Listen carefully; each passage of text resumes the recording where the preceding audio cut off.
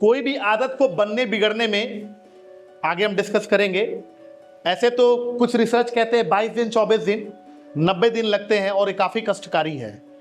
अब ऐसे तो आपका मतलब जिनको भी ये हैबिट है उस पर ज़्यादा पर्सनल बात हम नहीं कर सकते हैं क्योंकि हम लोग पब्लिक प्लेस में हैं, तो पर्सनली कभी हम लोग डिस्कस कीजिएगा तो और हम बताएंगे। लेकिन इस चीज़ों को देखिए, घर में अगर मोबाइल या टीवी ऐसी चीज़ें चल रही हैं तो आपको उसके पीछे की साइकोलॉजी पहले पकड़नी पड़ेगी, सर की या फिर बच्चे की। बच्चा किस क्लास में है? 9th क्लास में है। तो ये अचानक से टीवी देखने की आदत लगी या पहले से चल रही थी? बच्चा नहीं देखता, बच्चा सिंसियर है, वो चाहता है कि गार्जियन एट ए टाइम अच्छा पढ़ाने के लिए बैठे। अच्छा, हाँ, लेकिन वो भी फील्ड वर्क से थके रहते हैं। थक जाते हैं। सर वो पता कोचिंग था ना सर, उसमें वो पार्टिसिपेट करते थे, उसमें बहुत सारे काम इन्होंने भी किया, बस थक जाते हैं नहीं तो देखते हुए। लेकिन बच्चा जब चाहता है कि हमें कोई पढ़ाए तो उस टाइम वो पढ़ा नहीं पाते हैं, तो चलाएंगे तो देखिए, हालांकि ये आपका घर का एक पारिवारिक मामला है तो ज़्यादा हम उसमें मतलब मेरे पास सोल्यूशन है लेकिन हम पब्लिकली उसका सोल्यूशन नहीं देंगे आपको। हम एक बहुत जनरल आंसर हम आपको दे सकते हैं। इसका जनरल आंसर ये है कि जब सर का मन शांत हो, स्थिर हो, तो उनसे अच्छे से कोऑर्डिनेट करना और कम्युनिकेट करना, बात करना कि आप टीवी देख रहे, अच्छी बात है, अच्छी चीज़ है, देखना चाहिए। एंटरटेनमेंट आप यहाँ नहीं, घर में नहीं कीजिएगा तो कहाँ कीजिएगा। लेकिन थोड़ा सा हम लोग को अपने बच्चे के बारे में भी सोचना पड़ेगा। बच्चा और पढ़ाई के लिए, अब इसका मतलब ये नहीं कि यही होना चाहिए, लेकिन पढ़ाई के लिए अगर बच्चा है तो उसको एक छोटा सा ही सही एक डेडिकेटेड रूम मिलना चाहिए जहाँ उसको कोई परेशान ना कर सके। जब आप पढ़ते हैं, लर्निंग स्टेज में होते हैं, तो आपका माइंड क्या होता है, अल्फा स्टेट में थोड़ी देर बाद चला जाता है। कौन से स्टेट में चला जाता है माइंड? अल्फा स्टेट में। पढ़ते होंगे अल्फा बीटा माइंड से रेज निकलता है, और अल्फा स्टेट में जब आप बंदा मैम आपका माइंड जाएगा तो पढ़ाई में धीरे धीरे क्या होता है, इंटरेस्ट शुरू होता है। और 1 घंटा 40 मिनट 50 मिनट अगर कोई डिस्टर्ब ना करे वो लंबा जाता है। वो फोकस करने के लिए थोड़ा सा शुरू में क्या देना पड़ता है, एफर्ट्स, उसके बाद ठीक होता है।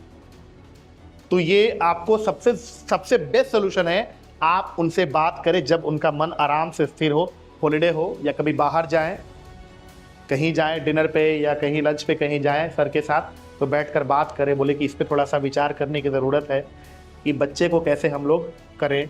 और अगर आप रेगुलर टीवी देखेंगे तो कहीं ना कहीं बच्चा का क्या होगा, स्टडीज़ हैम्पर होगा। तो बात आप करें तो that would be more beneficial. और किसी को कुछ क्वेश्चन है, क्या कोई दिक्कत आ रही है कहीं पढ़ाने में तो बताइए, क्या समस्या आती है, क्या और प्रॉब्लम्स हो रहे हैं?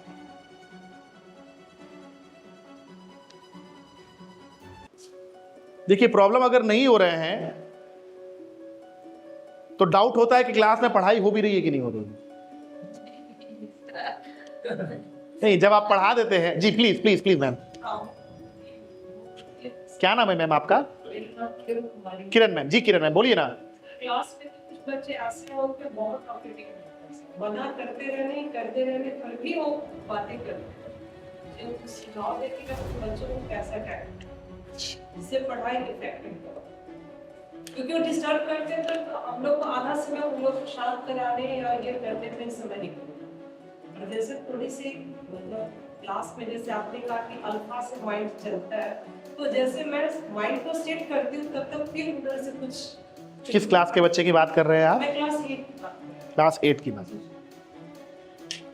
बैठिए। और ये क्लास 8 नहीं सर, नहीं, प्री प्राइमरी सबका बच्चे का थोड़ा सा साइकोलॉजी अलग अलग है, इसलिए मैंने आपसे क्लास पूछा। देखिए, बहुत सारी चीजें हैं इसमें। सबसे पहले तो वो बच्चा है तो बात करने के लिए ही आया है, तो हम लोग भी पढ़ाए हुए हैं। 10 साल टीचिंग मैंने करी है तो आइडिया हम लोग को है, और वो बात करेगा ही, और मेरे हिसाब से करने देना भी चाहिए। वैसे मैनेजमेंट क्या सोचती है, इंचार्ज क्या सोचते हैं, ये डिफरेंट है। लेकिन मैं यही सिखाता हूँ कि बच्चे का डेवलपमेंट होता है, बच्चा आपस में जब क्रॉस शेयरिंग करता है बातों को, उसका मन हल्का होता है, उसको लगता है कि मुझको समझने वाला यही सबसे अधिक है। तो पहले तो बियॉन्ड ए सर्टेन पॉइंट इस चीज़ को किल नहीं किया जा सकता है, कंट्रोल किया जा सकता है, मैनेज किया जा सकता है, बैलेंस किया जा सकता है।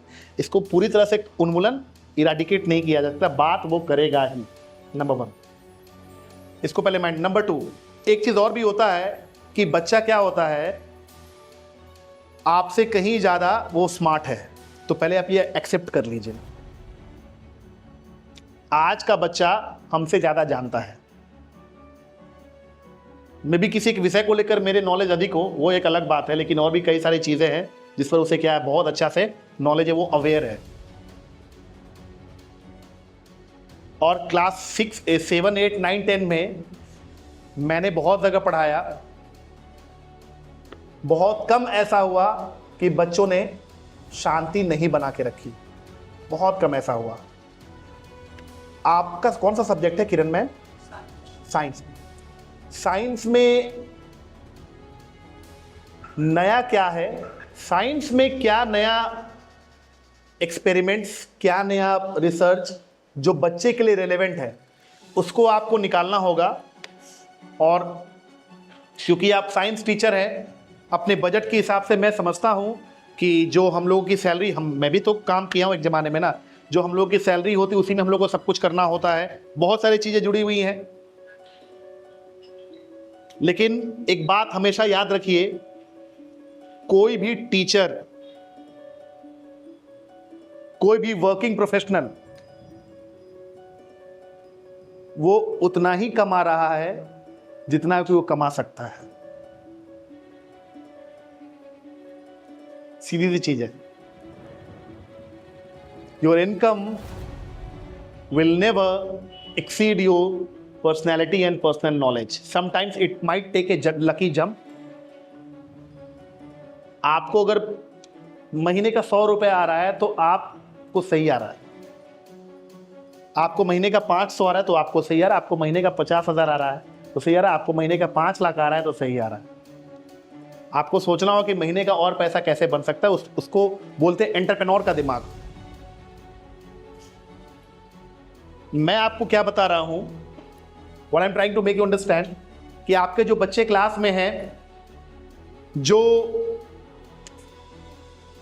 बात अधिक कर रहे हैं, आपको अपने लेक्चर्स को, अपने टॉपिक्स पर बहुत अधिक मेहनत करके आनी पड़ेगी, नई चीजों को लाना पड़ेगा जिससे बच्चों के साथ आपका इंगेजमेंट अच्छा हो सके।